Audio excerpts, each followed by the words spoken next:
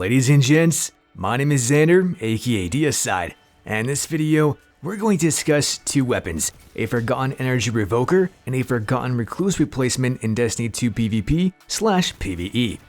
That's right, Diaslayers, you heard me right as I said Energy Revoker and Kinetic Recluse, and we all know that the Revoker is a kinetic weapon, whereas the Recluse is an energy weapon.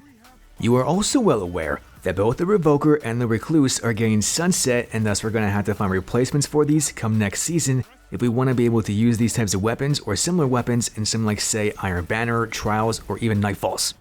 Personally, I'm not a big fan of the sunsetting idea regardless of whether that be for weapons or for armor, but nonetheless it is what it is, and so by now, you've probably already realized that these two replacement weapons is the ColF and the Omniscient Eye. And hearing that, you're probably scratching your head and saying, Xander, hold on, take a chill pill, bro, because what kind of perks are going to possibly replace Master of Arms in the Recluse and the Reversal of Fortune perk on the Revoker? To you, my friends, I say, that is an oh so spectacular question, and to find out the answer, the only thing left to do is just to simply sit back, relax, maybe grab a Mr. Pibb, and eviscerate that notification button, and let's jump right into the video. Before we go any further, please understand that what this video is going to be broken down into is one of two sections. The first one being the ColF replacing the Recluse, and the second one being the Omniscient Eye replacing the Revoker. Up to bat first is the Recluse, and for so long, this thing has just been a complete powerhouse in terms of it being used not just in PvP, but also in PvE because it's just that freaking good. And so some of you might be wondering or rather curious as to how the ColF can possibly replace this.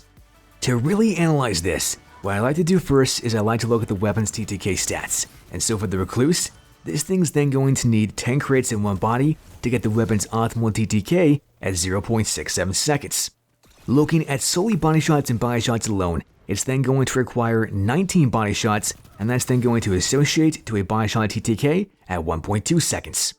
On the other hand, we got the ColF, and this thing's doing very good, as all it simply needs is 7 crits in 3 bodies to then get the weapon's optimal time to kill at 0.73 seconds. Not too shabby if I don't say so myself, but the weapon's body shot TTK is even better than that of the Recluse at 1 second on the dot and only needs 13 body shots to obtain this. As I put all those TTK stats that I've just said right there on screen, the main thing that I want you guys to take away from this is really two things. Number one, all these computations were done in a frame-by-frame analysis, as well as with a Guardian at 10 resilience or 201 points of health. Number two, the ColF can have the exact same optimal time to kill as the Recluse at 0.67 seconds if it's facing off against the Guardian at 9 resilience. And being as crystal clear as I can possibly be, how often are people actually running a resilience that is higher than that of 9 or even 10? Besides myself, not that many Guardians, and so in the vast majority of cases, you're going to have pretty much the exact same optimal time to kill as the Recluse at 0.67 seconds with the ColF on that very first kill. Now that I've kind of put that into perspective, you might be thinking, okay, I see where you're going with this, Xander, and so to you, you're probably wondering next, but what about Master of Arms? That's supposed to be an exceptional perk and really increase that TTK as soon as you happen to get one kill, either with the Recluse itself or the kinetic weapon that you're using with it, and lo and behold, I say to you, you're right, but it's not as good as what you might think. When Master of Arms is procced on the Recluse, it's then going to need 15 body shots to get a body shot TTK at 0.93 seconds. But as far as weapon's optimal TTK goes, it's then going to need 8 crits in 2 bodies to then get the weapon's optimal TTK at 0.6 seconds. 0.6 seconds is pretty darn freaking fast, but it's not quite as fast as what the ColF can get with a different perk, and that is Kill Clip. Hold on, say what? Kill Clip on the ColF is faster than that of Master of Arms and the Recluse? Oh yeah, baby. Now we're getting some juicy plates up in here and get ready to melt those marshmallows because Guardians are gonna get melted just like that in a second, or rather, half a second flat. And to be exact, that's precisely what Kill Clip can do, as all it simply needs is 7 crits, and then bada bing bada boom, it's got the weapon's optimal TTK at 0.5 seconds. Even if you happen to land body shots and body shots alone, it's then going to take 10 body shots, which is then going to correlate to a 0.73 second body shot TTK. Now I know I've said a lot of numbers in a very short amount of time, so just that we're all on the exact same page, here's the weapon's TTK stats with Master of Arms on the left and Kill Clip on the right for both the Recluse and the ColF.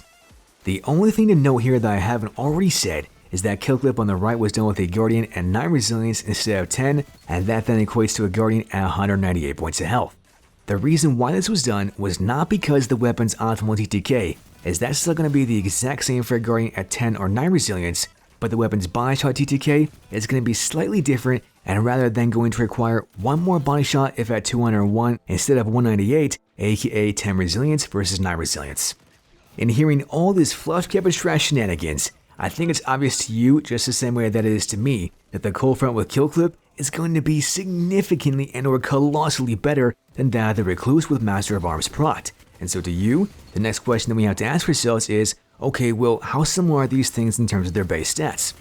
As I put all the weapons' base stats in a side-by-side comparison analysis right there on screen, what you're then going to notice is really one of three things. Number 1, range, number 2, stability, and number 3, handling speeds.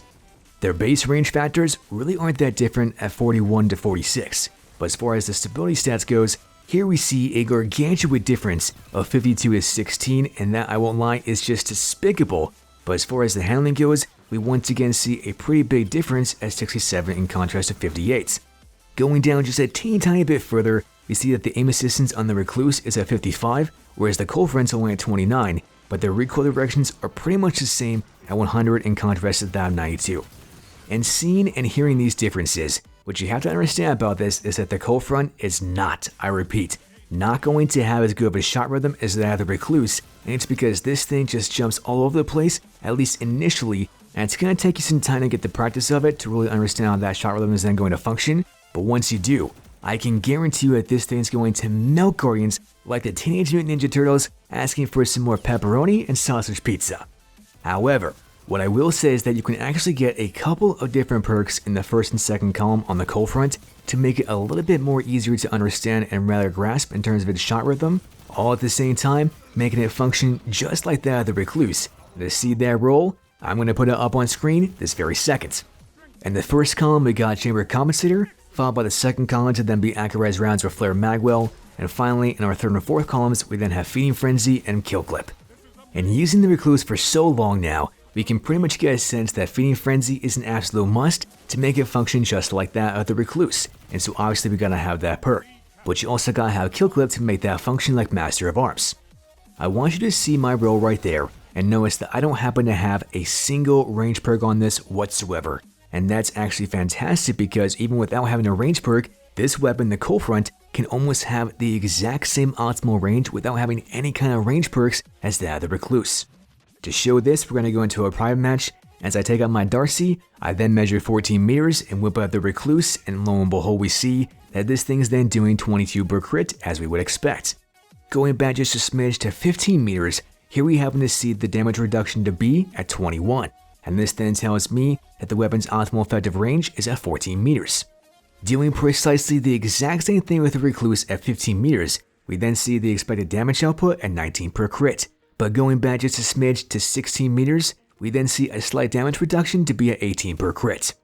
What this test case shows you is that the Recluse as is has an optimal effective range at 15 meters, but the ColF with having absolutely no range increasing perks at all has an optimal effective range at 14 meters. Is that pretty close? Yes, are you kidding me? Yes. And so the only other thing that I want to test out to really make sure that these things really aren't that different is each weapon's bullet magnetism at 10 meters. As I speed this test case up ever so slightly, what you're then going to realize is that for both the Recluse and that of the ColF, they are pretty much acting the exact same way on the right hand side of the head, but as far as the top side of the head goes, here we happen to see a tiny bit of a difference, and that the Recluse is actually able to land shots just above the health bar, but as far as the ColF goes, it can't, and it can only land shots inside the health bar. This then means to you that if you want to use the ColF in PvP or in PvE, you simply gotta land your shots much more often as the margin of error is that much less. But in having said that, what I will say is that the Recluse with Master of Arms proc is not nearly as lethal in PvP or as PvE as that of the ColF and Kill Clip being proc, and that is without a question in my mind gonna make enemy Guardians a little bit saucy. Alright Diaslayers, now the next thing comes to mind, and that is the Revoker and how it can be replaced by one particular sniper rifle, and that is the Omniscient Eye. Just like that of the ColF and the Recluse, what I want to do first is I want to look at these weapons' TTK stats. And of course, both of them are sniper rifles, So if you happen to get that critical headshot, the TTK is going to be instantaneous, and at the same time, you're going to be acting just like Deadpool, not missing a shot. Unfortunately, not all of us are going to hit those shots all the time, and so of course, we're then going to land some body shots. And when this is the case, the Revoker is then going to take 2 body shots, and that's then going to associate it to a body shot TTK at 0.83 seconds. As far as the Omniscient Eye goes, it's actually going to require 3 body shots, but as far as that TTK goes for body shot damage, it's then going to be at 0.87 seconds. As I put all these TTK stats right there on screen for you, the main thing that I want you to take note of is that the critical damage output for the Revoker is at 474, but for the Omniscient Eye, that's at 293. This then means to you that the Revoker can actually take out every single Guardian in their super, but the Omniscient Eye never ever can. I know, it's a massive and colossal downside into using the Omniscient Eye, but what is a positive here is that the Omniscient Eye actually has a lot of stats that are 10 times better than that of the Revoker, including aim assistance, and to really see this, I'm going to put all those stats right there on screen. The range in the Revoker is almost double that of the Omniscient Eye at 80 in contrast to 43. Despite that though, is that the Omniscient Eye has a handling speed that's double that of the Revoker at 73 in contrast to 31. Lastly, the aim assistance is once again almost double for that of the Omniscient Eye in contrast to the Revoker, and here that's going to be at 72 opposed to 44. If that wasn't enticing enough for you to use the Omniscient Eye, something else that I didn't touch on which is truly vital to understand is that the Revoker has a zoom factor at 35 in contrast to the Omniscient Eye only at 40. And so the main thing to take away from this is that yes, having that very low zoom factor for the Revoker is a huge positive, but only having an additional +5 zoom for the Omniscient Eye is a very close second. And so once again, here we happen to see that these two things are very similar and yet contrasting, and one might even want to use the Omniscient Eye over the Revoker for one of these reasons. However, the biggest incentive that the Revoker has above all these things is its one perk called Reversal of Fortune, and that means that pretty much as soon as you happen to miss a bullet, you're guaranteed to get that bullet back into the magazine every single time. Now hold your horses because the Omniscient Eye almost has a duplicate perk with this that can roll with it, and that is of course called Mulligan. Mulligan pretty much allows you to do the exact same thing as Reversal of Fortune does, but it doesn't guarantee the bullet to come back into the magazine, and rather it's a percentage. Now we'll get back into that percentage in just a couple of seconds, but I want to show you first is the roll that I recommend on the Omniscient Eye to do this, and we can see that roll right there on screen. In the first column we got Fluted Barrel, followed by the second column to then be Accurized Rounds or Flared Magwell, ensued by the third and fourth to then be of course Mulligan and Snapshot Sights. Remember, the Revoker also happens to have Snapshot Sights, and so if you want the Omniscient Eye to be as close or similar to that of the Revoker, it has to have Snapshot Sights to compensate for Snapshot Sights, and Mulligan to compensate for Reversal of Fortune. Another reason why I want you to have a very high handling speed is because that's then going to increase the weapon swap speed between one weapon and the next. Take for example the Revoker and the Recluse. Everybody uses that combination together because their synergy is that freaking fantastic, and they have a decent handling speed to be able to compensate for one and the next, aka swapping between one and the next. But the Omniscient Eye and the ColF can actually have a significantly and drastically better handling speed on both the two weapons, almost making them seem as if they had quick draw on them, although not quite as fast as having quick draw itself. Now I don't know about you, but in showing you guys this roll that I happen to have on my Omniscient Eye, it's got of course Snapshot Sights and Mulligan, and so I was very curious to find out as to how often that this percentage was for Mulligan to actually return bullets back into the magazine, in contrast to that of the Reversal of Fortune perk on of course the Revoker. Remember, Reversal of Fortune guarantees the bullets to come back into the magazine, but Mulligan does not. So to really find out this percentage, what I did is I went to a prior match, and as you guys see these tests right now on screen, I actually did this twice. Got 20 bullets into my magazine, or 20 into the reserve and the magazine combined, and shot them of course 20 times. In doing this the first time around, I happened to get 5 of those 20 bullets directly back into the magazine, thus proccing Mulligan those 5 times.